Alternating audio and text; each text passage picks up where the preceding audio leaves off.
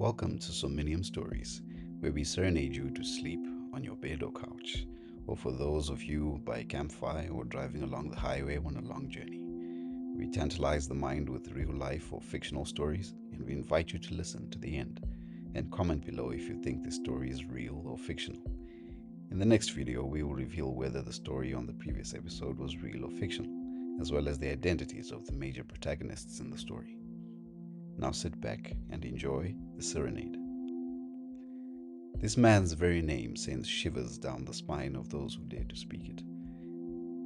He embarked on his heinous journey through the dark corridors of humanity with a chilling precision that defied comprehension. His first murder, a ghastly entry into the memories of those that cared to ponder on it. This is a harrowing tale of innocence snatched and evil unbound.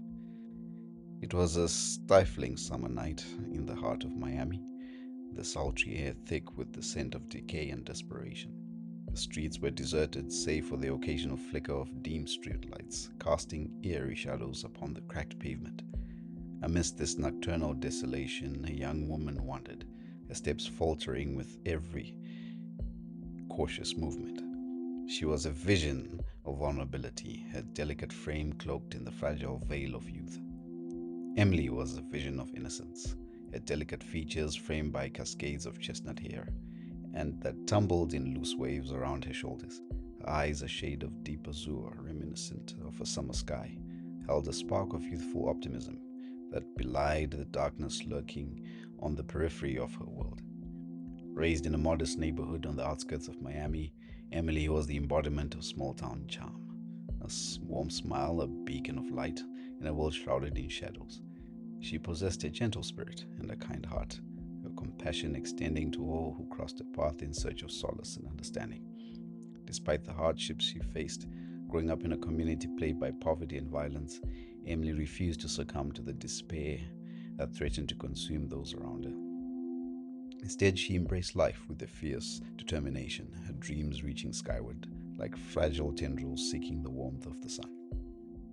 But fate had other plans for Emily, plans tainted by a malevolent presence, a predator lurking in the shadows with a hunger for destruction that knew no bounds.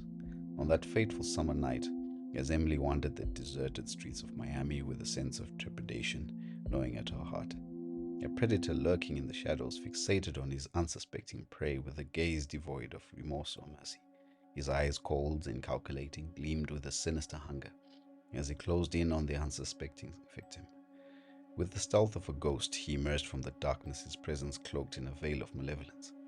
The young woman, oblivious to the impending horror, turned a corner, her heart racing with a mix of anticipation and fear, and then in a swift and merciless motion, the predator pounced upon her with the ferocity of a beast unleashed. His hands, like talons of death, wrapped around her delicate throat, cutting off her desperate cries for mercy. In the agonizing moments that followed, the night bore witness to unspeakable atrocities.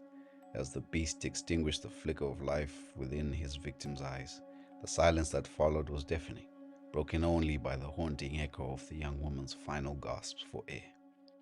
The scene of the murder unfolded against the backdrop of an urban wasteland, where the neon glow of distant city lights flickered like dying stars in the vast expanse of night. The air hung heavy with the stench of decay, a foul miasma that seemed to seep into the soul of the forsaken city.